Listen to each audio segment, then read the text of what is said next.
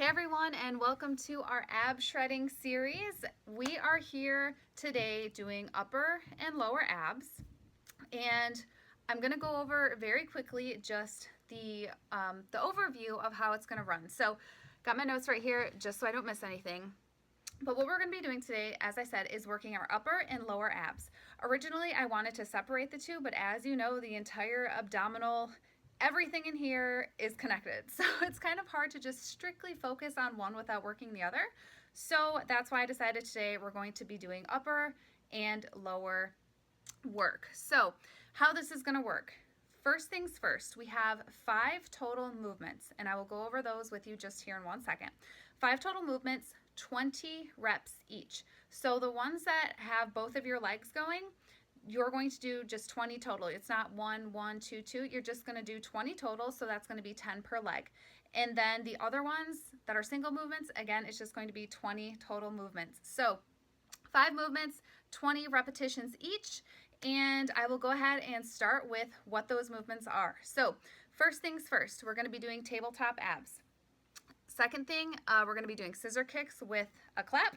I know you probably have never heard that one before, but I will show you here in just 1 second. Third thing is going to be flutter kicks with our feet flexed. Fourth movement, plank jacks to get a little bit of that cardio in there. And fifth movement is V-ups. So let's get started. All right, so first movement, tabletop abs. Again, remember we're going to be doing 20 movements. And before I get into this, guys, just know that I am home in Michigan in my mother's basement because I am here for the entire month. So just hanging out, bear with me. This is going to be my workout studio for you guys. So we don't need a fancy gym to work our abs, right? All right, so first things first, tabletop abs.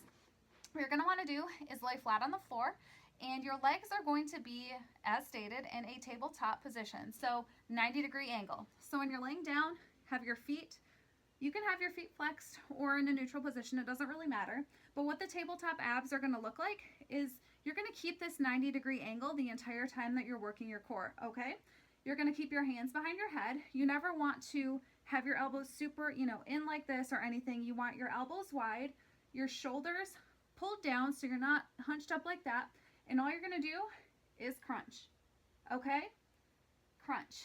And you want to make sure that you're never pulling your head up. It's never that. It's always controlling your core, keeping your core tight, and lifting from the core, okay? So if I didn't have my hands on under my neck for that little bit of support, that's what it would look like, okay? So my hands are only there just to provide that a little bit of additional added support. All right, so you're going to repeat that 20 times. Next movement is the scissor kicks with a clap.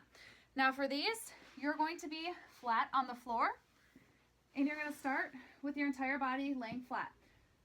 First things first, you're going to want to lift up either right or left leg, and my legs aren't very flexible. My hamstrings aren't that good right now. So you're going to want to lift up your right leg or left, it doesn't matter. And whenever that leg is in the air, that is the leg that your hands are going to clap, okay? So actually this isn't flat on the floor. You're actually in a C, almost like a C sitting position, all right? So let's start that one over.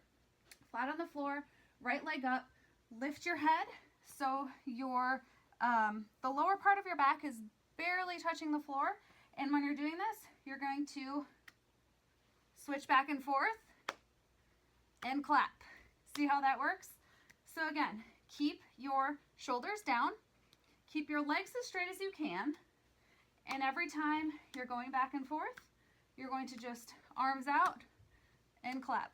Now, if your hamstrings aren't as flexible like mine, you can see that I do have a little bit of a bend, which is completely fine. You want to make sure that your abs are held in tight during this entire movement, so keep those abs held in tight. But if you can straighten your legs, go ahead and do it. My hamstrings aren't flexible, so they don't go straight. The other modification is to bend your legs. So again, kind of how I was doing is keeping them bent a little bit. Mine weren't this bent, but if you do need to do that, you are able to modify it. If you can straighten your legs, straighten them a little bit more. All right? That is our second movement, 20 times total. Third movement, flutter kicks with our feet flexed. So Flutter kicks again. We're going to be going back, laying flat on the floor. And these, what you're going to do is you're going to have your hands by your side. Bring your legs up to a V position. Bring them as far down as you can without lifting your lower back off the floor. So if you notice that you're kind of starting to get a lot of discomfort in your back, you don't want to go down too far, okay? So keep them only as high as you can go and just start kicking, all right? So more advanced would be down here. Modified would be up here.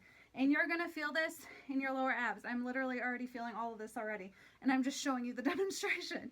So keep your legs as straight as possible. Again, more advanced down here, modified up here, okay?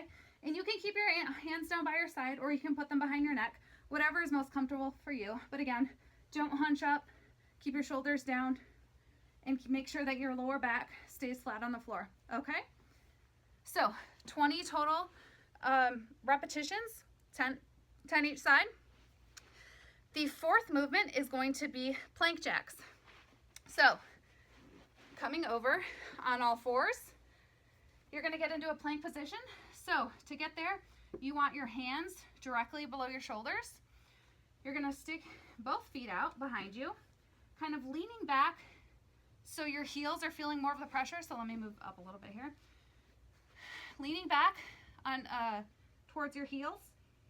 And then all we're going to do here is go out like a jumping jack and then in, okay? Out, in, out, in. And we're going to do this a total of 20 times. Now, a couple of things to remember here. We never want once again, our shoulders to be up like this.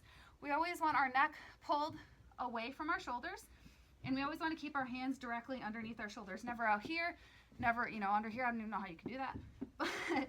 But that's what the basic plank jack looks like. And you want to keep your back as straight as possible. Pull in directly from your core and let those legs go in and out using those core muscles. Now, if you want a little bit more advanced version of this, you're going to go down on your forearms. This one's a little bit more difficult. All right. Same concept, keeping your your elbows directly beneath your shoulders. But again, it is a little bit more difficult because you are using a little bit more of that muscle in your upper body. So 20 total of those. And the final movement is going to be V-ups. So V-ups, pretty simple here. What we're going to do, lay flat on the floor. Let me move up. Lay flat on the floor. Legs, once again, so legs are going to come straight up. And all we're going to do here is lower our legs as far down as we can. Oops, excuse me. I'm thinking of the wrong exercise. Scratch that. So what we're going to do here, V up. It looks like this. Let me do it first so I can actually show you what it's going to look like. So this is the V up, all right? Now you can see, again, for me, my legs are a little bit more bent. That's okay. If you're flexible, straighten those things out. If you're not, you can keep them bent a little bit. And if you want to modify it even more, you can bend them even more than that.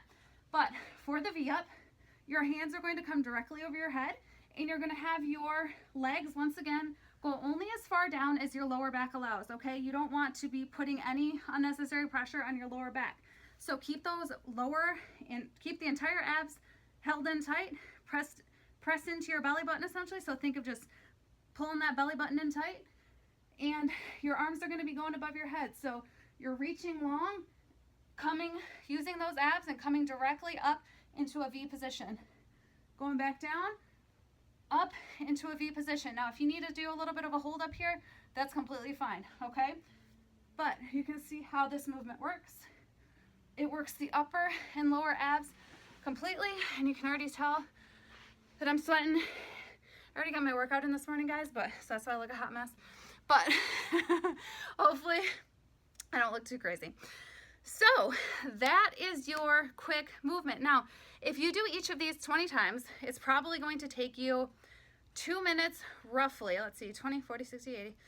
I'd say 2 to 3 minutes to finish each circuit. So you're going to go through all of these movements one time.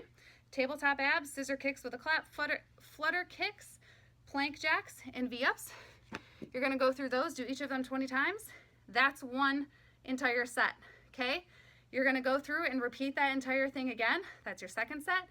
Go through one more time, repeat that entire thing. That's your third set. So this should take you probably around 10 minutes or so. Maybe a little bit less, maybe a little bit more. I haven't timed it yet, so I don't know. But that is going to be your upper and lower ab workout of the day. So I hope that you guys enjoy this workout as much as I do. These are some of my favorite upper and lower ab movements. And again, we are also going to be working our entire core this week, okay? So just be ready. We're gonna be putting some oblique movements in there. We're gonna be doing all sorts of different stuff. So be ready to work your abs this week because we're making them burn. All right, guys, that is it. I hope you enjoyed.